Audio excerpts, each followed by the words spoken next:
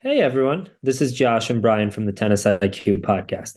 And you may not realize this, but we have a cool milestone coming up, our 100th episode. And of course, we want to celebrate this. And to do that, we'd love to include some questions and comments from you, our loyal fans and listeners. So during this episode, we'll be reading questions and comments from the Tennis IQ podcast community to not only celebrate episode 100, but also to thank you for listening to us for the last 2+ years. To submit a comment or question, you can email us at tennisiqpodcast@gmail.com or send a message to our Instagram account, Tennis IQ Podcast. We look forward to hearing from you and responding to your questions on episode 100. And now, on to today's show.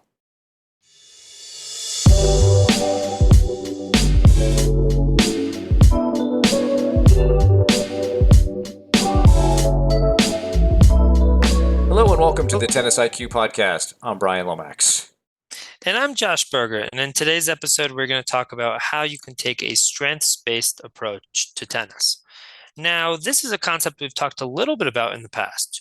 We've talked about how positive psychology can be used within tennis as a way to help players both see the positives of their own game and to start to really develop positive emotions on the court and be able to use their strengths as much as possible as they play. And today we're really going to be focusing on that strength side and how players can start to really be able to see themselves as tennis players through their own strengths and work to develop them and work to really base their game off of their strengths, which is what many, typically the best players in the world do. Typically the pros are playing based on their strengths rather than overly focused on their weakness. Maybe they're trying to avoid that weakness. We can talk about that certainly, but trying to think about how all tennis players of, junior players, adult players, players of different levels can start to really play, using the strengths-based approach. And I think, ultimately what we'd like listeners to come away with is really a new language for how we talk about our games. And what I mean by that is we often talk about reducing maybe certain symptoms. We want to reduce anxiety. We want to reduce fatigue. We want to reduce this or that. And rather than just talk about reducing symptoms, we want to talk about building capacities. To me, that's a much stronger way of looking at your game. It's much more developmental as opposed to removing things. It's really more about building your strengths and building your capacity to do things. So we want to, I think, help people understand that language change. And to me, that's really important as we develop ourselves long term into great players, great competitors. I think we also want to talk about coming away or beginning to understand what your game is like. What are the weapons, and developing real clarity about how you play the game, and then becoming very proficient at that. And so that's another takeaway that I would like players to have. And I think we can pull from a couple of different episodes in which we discussed that concept. I'm thinking David Samuel, we talked about that in the episode on locker room power.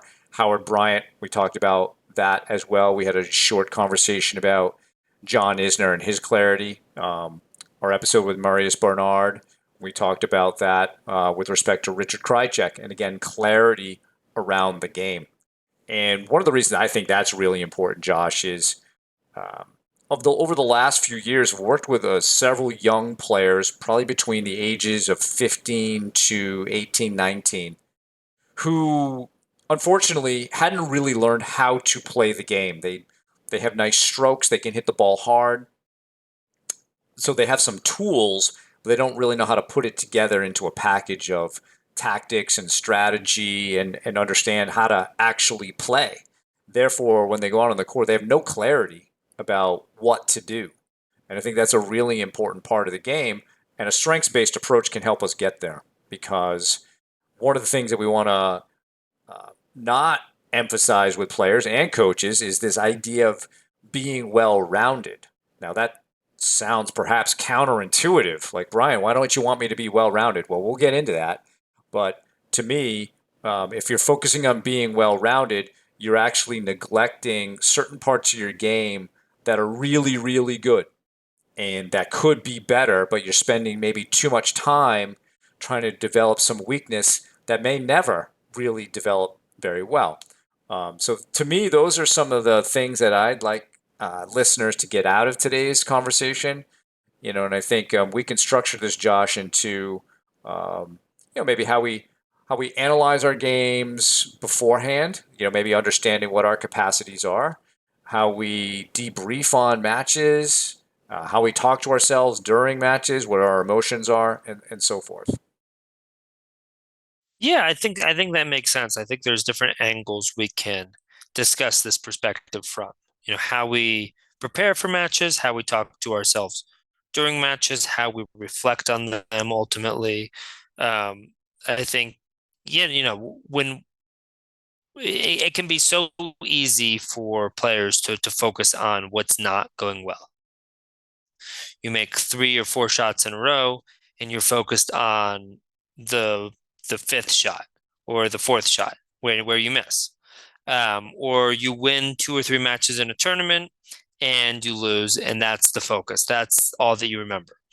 And I think, I think part of it is the culture around tennis, where, many coaches and clubs, it's all about, it's all about winning, and it's all about sometimes, what weakness is holding you back from getting there, rather than how can we use existing strength and really work our game around those existing strengths in order to, maximize our ability. Where yes, obviously we don't want to ignore weaknesses or areas of our game that are, maybe falling short, or that opponents are able to capitalize on or take advantage of. But at the same time, we don't want to be spending all our time on the practice court, focused on maybe perceived weaknesses. We don't want to be talking to ourselves, um, in ways where, all of our self-talk is about a certain shot that maybe we view to be our weakness. Maybe it's the backhand, right? A lot of players feel that their backhand is weaker than their forehand, for instance.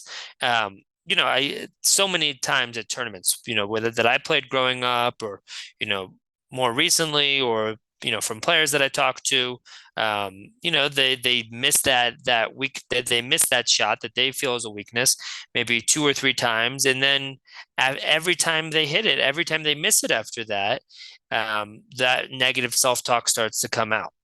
And it's like, oh, my backhand is horrible, or I can't hit my backhand, or, what are you doing, or things like that, where it becomes extremely critical. And, rather than trying to think, okay, my backhand is not going to improve. I'm not going to be able to work on my backhand and practice my backhand today during this match. I need to be able to work with my backhand where it's at today and think about what options I have. Maybe I try to hit more forehands. Maybe I'm trying to really focus on my footwork in order to hit as many forehands as possible, and really using that strength of mine in order to sort of mask that weakness and make myself hit less backhands over the course of the match. Maybe I can slice that backhand. Maybe I can, maybe I'm confident in hitting topspin and looping it. What are the options, rather than, having this approach of, okay, almost this fixed mindset that, this is the way it is. I'm going to just keep missing this shot because it's not at the level that I would like it to be. Rather than that, trying to think of it, trying to think of the situation with options, with possibilities, and thinking, okay, what can I do? Maybe I slice my backhand more if I'm not as comfortable with it right now. Maybe I'm trying to hit with more spin. Maybe I'm trying to avoid hitting it. Maybe I'm structuring my service games or my returns so that I can be more in control of the point, and I can, use my forehand more because I have more time, because I'm, being more aggressive with my serve and my return.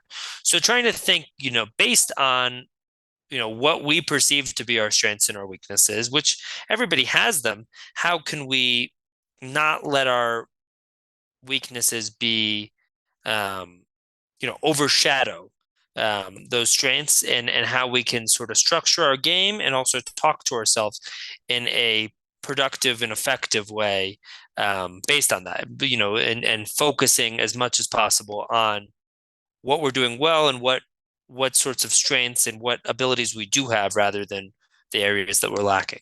Yeah. I think the other thing with the strengths piece that is hard and this is probably not just specific to tennis. I'm sure this is happens in other sports as well, right? We as coaches see things and we tend to notice what goes wrong, and we have this writing reflex. We want to correct it. But in some ways, what we're doing there is we're putting a little bit too much emphasis on today's result. And if we can look at every match that we play, every competition that we play as simply building towards something bigger and better as we go along, perhaps we change how we talk about what has gone on out there. And so you mentioned, Josh, thinking about, okay, what did I do well? Then the next logical question would be not what went wrong, but what needs work. It's a very subtle shift in the question, but it's not about what went wrong. It's just what needs work. And that's looking at things, your tennis game as a project again. And then it's what did we learn from that? If we're constantly looking at things as deficits and things to be fixed and corrected, it's going to be actually harder over time, because now you're becoming judgmental about aspects of your game as good and bad when they are what they are. Now, we all have natural strengths to our game, and we want to celebrate that. We want to maximize those aspects of things. Now, I would say that how we talk about strengths with, say, somebody who's 10 to 12 versus 12 to 14, 14 to 16, 16 to 18 may differ. A 16 to 18-year-old is really beginning to hopefully develop some maturity in the way they play and the things that they're good at. We may not know that yet about the 10 to 12-year-old. We might see that, hey, this young player has a great forehand. She loves hitting that forehand and running around. Maybe that start is starting early on. Maybe it's not, though. And there's opportunities to really work with younger players and helping them to develop their strengths. But we also always should be working towards getting them to develop a style that they like to do. And it's going to involve probably or feature a couple of different shots. It's not likely to feature every shot in the book. There are very few players, I'd say really, even at the pro level, there's no one who's good at everything. And, we were talking earlier, the player who gets noted most as having the fewest weaknesses is Novak Djokovic. And really the reason is that he's very good at managing the points so that you don't see his weaknesses.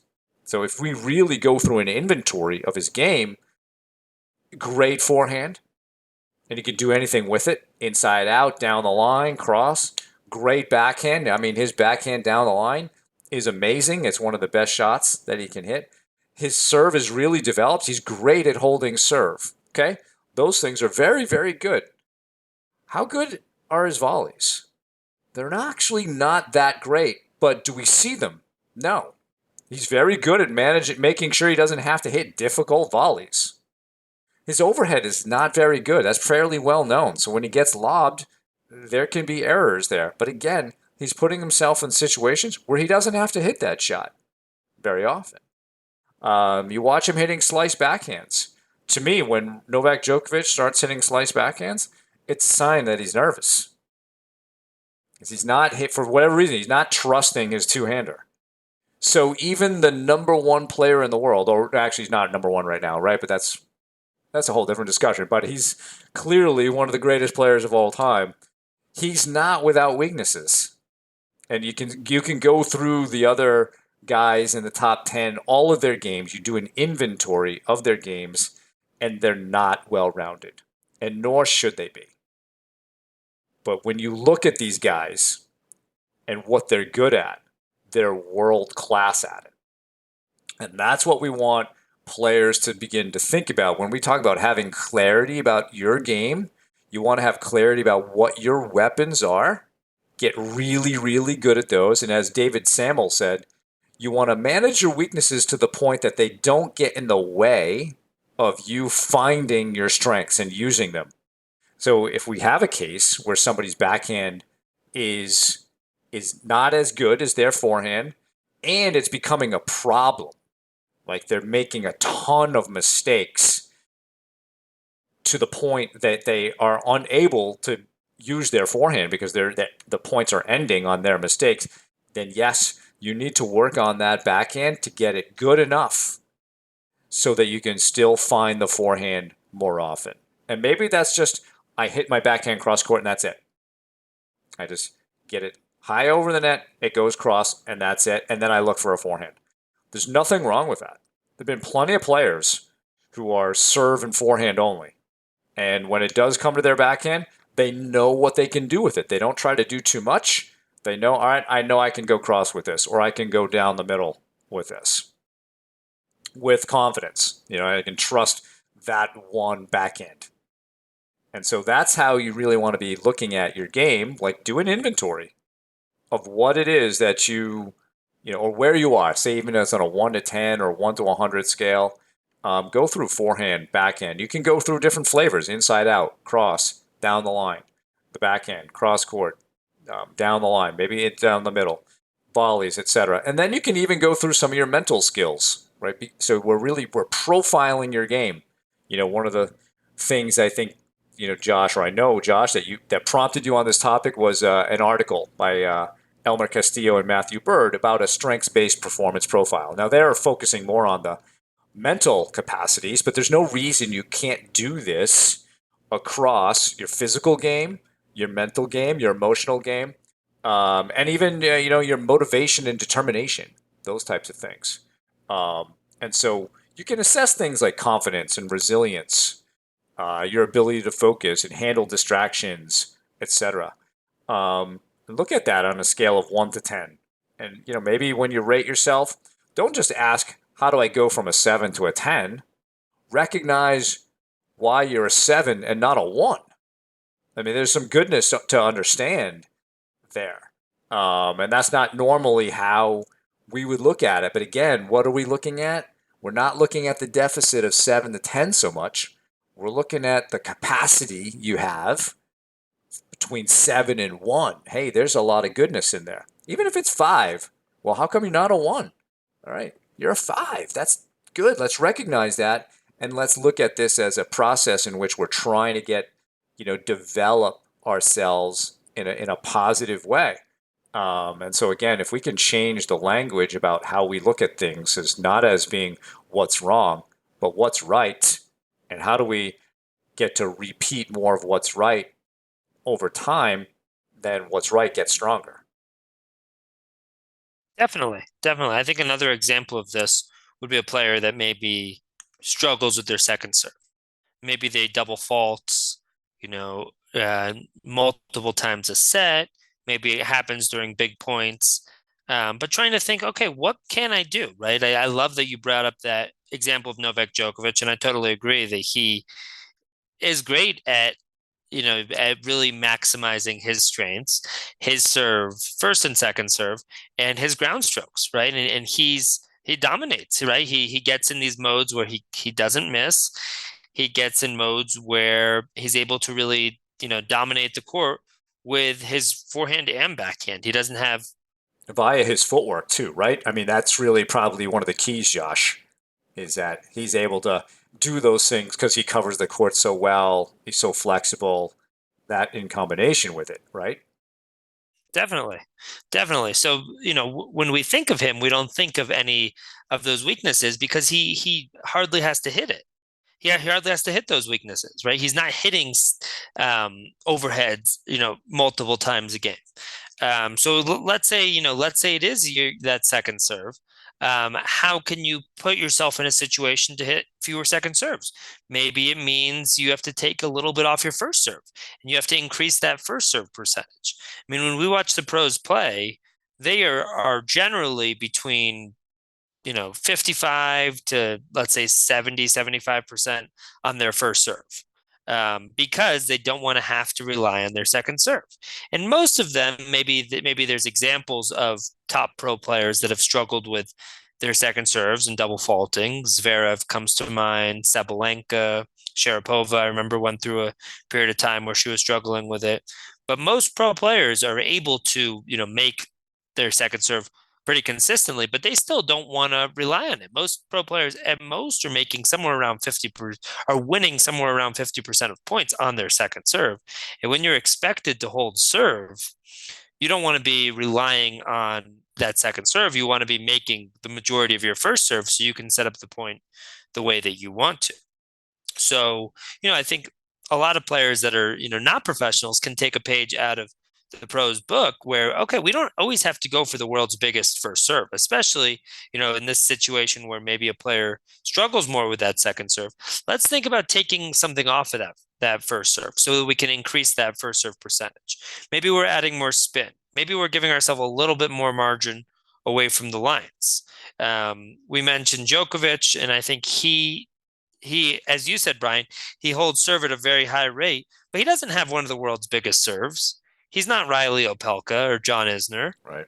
right? He doesn't have a serve as big as Medvedev or Kyrgios. What he does really well is he hits his spots. He identifies his opponent's weaknesses and he hits his spots. And I think Nadal is another great example of that. Again, not a huge serve, doesn't generally have a ton of aces. I actually think Djokovic probably has more aces than Nadal typically. But what Nadal does well is he hits spots and he sets up his weapon, which is his biggest weapon is his forehand. So he's able to serve in a way where he's most of the time is able to hit a forehand directly after the serve. That's serve plus one. So, and I think what is really important here in order to start to adopt this strength-based approach is to really have a clear understanding of your game, which I think is is sort of a blind spot of a lot of players. I think a lot of players, and obviously as players, rise in the ranks, whether it's high-level junior tennis, whether it's college tennis, whether it's USTA tennis, playing for a team or tournaments. So obviously there's going to be a disparity based on level. But in general, I find that there are many players that don't necessarily have a very clear understanding of their strengths, their, whether we want to refer to them as weaknesses or something else, areas to work on, what certain patterns that they are most effective with. I think it's really hard to adopt this approach and perspective until you're really clear about those things, until you've done the work with a sports psychology professional, maybe with a coach or a parent, and with maybe even a peer, and said, okay, what are, you've played me before, what are some of, what do you feel like is my best shot? What patterns do you see me use that, are most effective? And really trying to gather an understanding of what your game is. Then you can take that next step to really building your game around those strengths. And I think you're right about a lot of players don't have this understanding, or maybe coaching, maybe the tennis coaching industry could do a better job of helping players understand what to do. Because sometimes I'll have a conversation with a player, who's maybe 15, 16, and ask them, why do you think most pros hit the ball cross court most of the time? And they get the answer. But they don't do that themselves. And one of the things I think we can work on as sports psych professionals or even as coaches is have players experiment with just going out onto the court and just trying to hit cross court the whole time. And just see what happens. See if you actually can be more consistent that way by going over the lower part of the net and able to hit to a longer distance, right? That's the main thing is, we're taking the net more out of play and we're able to hit a longer distance. Therefore, we're taking some of the lines out of play, right? In theory, we should be more consistent with that.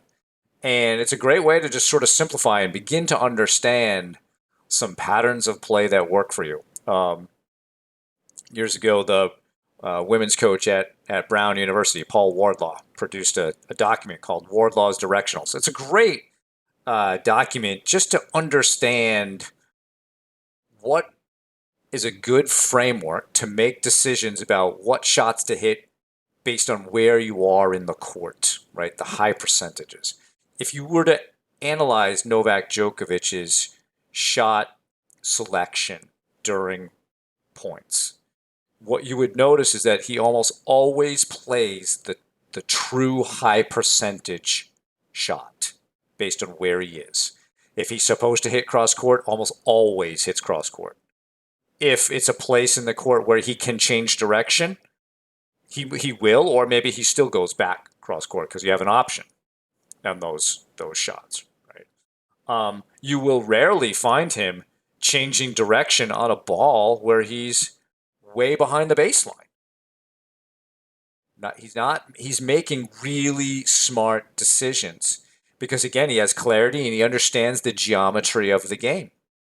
And this is something that we all want to learn as players, because as you build from, say, basic directionals of cross court and then maybe changing direction when you can step in, then you start to factor in your strengths. Well, maybe inside out, forehand, that's what you want to do. Again, you're using that kind of cross court angle, lower part of the net, a little bit more distance. That might be a shot that you really enjoy hitting. And so from that process, we begin to bring some clarity to how I like to play. And what we mean by, not just being so focused on today's result. So let's say I ask you to do that, Josh. You're going to go out there, you're going to do cross courts, and you only change direction if you're inside the baseline, right, or in the middle of the court. Then the question isn't whether you won or lost. It's like, okay, how was that experience? How did you do with that? What did you notice about playing this style? All right, what did you learn by that? And you'll for sure come away with some sort of lesson learned about what you observed. Okay, we're going to do it again in the next match, and let's see if we can get a little bit better at that style of play. And that's how we want to look at this process, is not only you developing clarity about how you play the game, but develop proficiency in that, which requires repetition from match to match to match. That's what's going to lead to clarity. There will be an aha moment as you experiment with a style of play. It's not just random shots, and the style of play is going to involve your strengths. So maybe it's all about forehand and serve for you, all right? Just keep doing that. You're going to get better at that style, as long as it's a well thought out style. I mean, it can't be just I hit flat bombs up the middle and then I just try to hit lines. That's not really well thought out because there's no consistency there, etc. But then you want to develop that proficiency in what you do. And with a lot of players I've worked with, Josh, that's really been successful at getting them.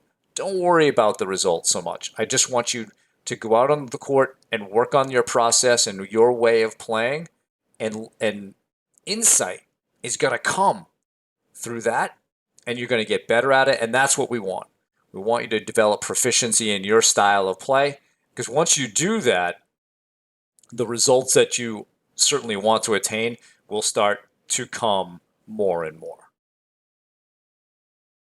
I agree. I do find sometimes it's, and I know we've discussed this, it takes time for players to buy in, to buy into that sort of adoption of the process and sort of prioritizing that process, and starting to become aware of the different dynamics of the game, like you were describing, sort of raising their tennis IQ, if you will, through understanding, some of these dynamics. But I agree. Once players get to that point where, rather than going in just thinking about the results, they're able to think about that process of how they want to play, how they intend to play, and it can be really a light bulb moment. And I think players have to experience that in order to get to that point, in order to fully buy in order to whether it's the strengths-based approach or some of the other some of these other concepts in sports psychology. From my experience, I find sometimes it takes takes time for that buy-in. Sometimes it's right away, but sometimes it takes a bit of it. It takes almost some evidence or some proof that this stuff actually makes sense. And then once that happens, then it really starts to click.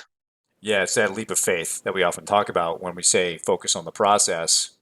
The leap of faith we're asking you to make is if you do that and you get really excellent at all the little things involved in your process, right? Because your process will be unique, that the results will start to come. It doesn't mean you're going to be undefeated, but your performances will be better. You will be, I would say, have a little more mental freedom in your matches. You won't feel like this judgment and the weight of every single point coming, and you'll start to just learn a little bit more about the game yourself. You just be a little bit of a smarter player, as you said rightly, raising your tennis IQ. That's a good concept for us on this podcast, right? That's what we want people to do, and I think that's part of our job, Josh, is to try to help people buy in to that process, because it is a different way of talking. Focus on the process as a phrase has been really kind of become a cliche. And the issue with it is that players don't understand the process. It's easy to say focus on the process, but if you ask them to define what it is, the definition will most likely be a little bit lacking. And that's where we can, and I think the two of us are in some ways uniquely positioned because we both have coached tennis, we've also played tennis, and we're working as sports psych professionals to really help a player bring a lot more clarity to what their process is and have them be a real part of the definition and design of their unique process. Every single pro player has a different process. There's a process on the court, but there's a preparation process, there's a recovery process, just a natural process of what they do. And you can call it process, you can call it systems, habits, routines, whatever. They've all got unique aspects of that. And they have become proficient at those things. And that's really the sort of the power of the work that a sports psych professional and a tennis coach can bring to a player, is helping them install a good process, good routines, good habits that add up to them developing capacities and strengths and thinking about things in more positive ways toward the future rather than ways of criticizing themselves in the moment and beating themselves up for not winning today or making that mistake, as you said, right? I hit 5 shots in a rally, 4 were great, 1 wasn't. Well, I'm 100% focused on the 1 rather than understanding the 4 and trying to figure out how I go from 4 to 5 to 6 to 7 and just eliminating the 1, right? So much of the language around this has to be about looking forward toward progress and accepting what you're doing in the moment. There's no need to criticize yourself. Unless you really meant to hit the ball in the net, that's worthy of criticism. Like, why'd you do that? Why was your intent to make a mistake? I don't think anybody listening is doing that. We're going into these points with the intent of playing positively and wanting to win and making our shots. That's, to me, something that should be applauded and not criticized in any single way. So, once we start getting negative and critical of ourselves, we're actually becoming our own worst opponent. And go ahead.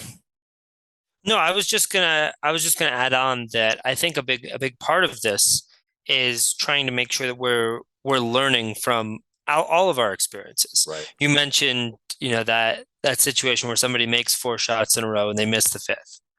Well, are we learning? Are we, if we're just focused on that 5th shot that we missed, we are missing out on all of that learning that can take place from those first 4 shots.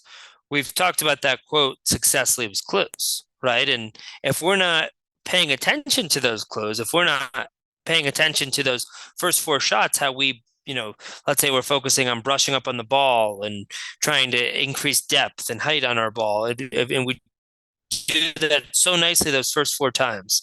And then the fifth shot we hit long.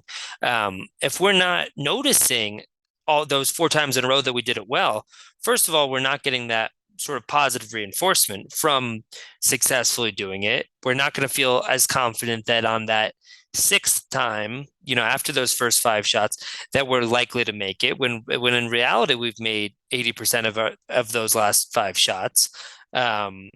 We're focusing on the wrong things. We're focusing just on the negative.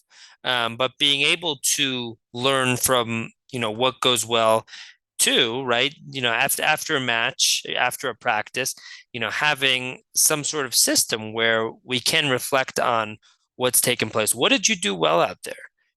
What worked for you? What patterns were you using? What has improved since last time or since recently? And not just focusing on, okay, what needs work, and those sorts of things. Obviously that's all important. Obviously, you can't get to the highest levels of the sport without, with a backhand or with a second serve that's totally deficient. However, you can get pretty far if you know how it fits into your game. If you understand, that second serve or that backhand in these situations we've talked about are simply one piece of the puzzle, and they don't have to overshadow everything else. You can still be successful with where your game is at right now, or where that one particular shot is, as long as you have the perspective to be able to focus on things beyond that one shot. Or let's say today didn't go as well.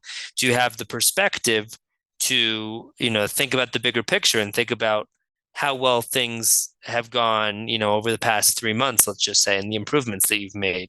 So, I think, trying to get away from this sort of tunnel vision of this last shot being so supremely important, and this one match being so supremely important, and understanding this is one data point, this one point, or this one shot within a point is one data point, within a point, within a game and a set and a match ultimately, or even a practice. And the same goes for a match. Ultimately, that's one data point. That's one test, sort of, you could think of it. And we've talked about how tennis is really a sport of instant feedback, right? How every point you've either won it or you've lost it. And you can go through life that way. You can go through life and you can go through tennis that way, that, something happens and okay, I'm a winner. Something else happens and I lose a point. Okay, I'm a loser now. And then I lose the next point. Okay, I'm still a loser until I win another point, right? Or you can maintain the perspective that I'm going to win a lot of points out there. I'm going to lose a lot of points out there. There will be matches won and matches lost, but I need to be able to, keep the perspective that this is all very normal. This is all part of the process of becoming a better tennis player. And as you mentioned, Brian, I think, players should be more and more clear about what the process is, what their process actually looks like, because it's going to be different for each person, but there's also going to be commonalities in terms of, this is a long-term approach. This is an examination of my game, but this is also, us trying to really think through how we become the best player we can be over time. Yeah, and I think you're also talking about kind of putting on your scientist hat here, looking at these things as neutral data points and understanding how do we move our project forward. It's and this brings in sort of the mindfulness concept of non-judgment. So if we can go through matches, not judging everything, and I think what that requires too, Josh, is something you just mentioned. The more we understand our way of playing, but the more we understand the sport and how it works. You're going to win points, you're going to lose points. If you get that, know how it works, how the points build up to games build up to sets, etc., and what's really important. When these things come up, you don't need to get so judgmental about it. It's normal. A lot of these things that happen. We don't like making mistakes, but it's normal. I'm going to make a mistake. But I know if I focus on playing my way, have some clarity about that, the opponent probably can't hit enough winners to beat me. If I stick to what I do, I'm going to lose some points, of course, and I'm going to make some mistakes, but so is the opponent. And the more discipline I exercise throughout the match and have more clarity I have around my game, the more likely my opponent is going to lose discipline around his or her game and make mistakes. And so through this whole process of simply understanding the way the sport is structured and being more of a scientist and looking at this stuff as data, we can move through the match a little bit more easily in our minds. It's not such this emotional roller coaster of things. And that's why understanding your strengths can help your confidence, because now you have some trust of certain abilities on the court, but it'll also help your self-belief in the capacity. I know I can win if I do these things. So the more that you're developing that side of things, I think the better a player will do. And I think, that's been our goal here in this episode, is to begin to change the language about how you talk about your game day to day, but also in the longer term, what is it you're really trying to get good at here? And if you can understand about building your strengths into a clear way of playing your game, managing your weaknesses so that they don't become an obstacle to you using your strengths, and you have a very good understanding of being consistent and accurate and how to use directionals, you become a very dangerous player to play because you won't be beating yourself. And most matches in tennis, whether we like it or not, come down to one player lost more than the other one. Totally agree. Totally agree. And I think, a huge step for a tennis player, or a huge question really at the end of a match is, did you beat yourself? Did you put yourself in a position where your opponent had to come up with the goods, had to figure it out, had to beat you, or did you beat yourself? And I think most tennis players, maybe all tennis players, have been there. I've certainly been there, where I've had matches where maybe mentally I wasn't in it, or I my effort level wasn't there and I wasn't moving my feet enough, or I wasn't thinking through the match, in a way where I was trying to really find my opponent's weaknesses and exploit them. And I was just kind of playing, and maybe my mind was elsewhere, or I wasn't willing to make adjustments. But I think avoiding, trying not to beat ourselves as tennis players is a huge step in order to ultimately bring out some of our best tennis.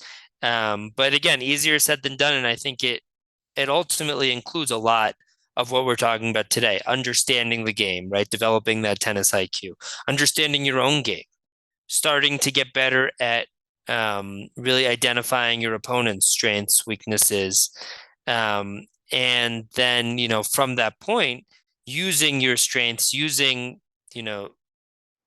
what you do really well, and trying to do it as often as possible. Yeah, and as we've said a couple times in past episodes, before you learn how to win, you have to learn how not to lose. Yep. So fascinating discussion, Josh. I personally love the strengths-based approach. I know you do as well, and so hopefully people get a lot of value out of that today. So thanks, everyone, for listening. For more on today's episode, please check out the show notes. If you have any feedback or questions for me and Josh, please email us at tennisiqpodcast@gmail.com. You can also use the Twitter hashtag tennisiq.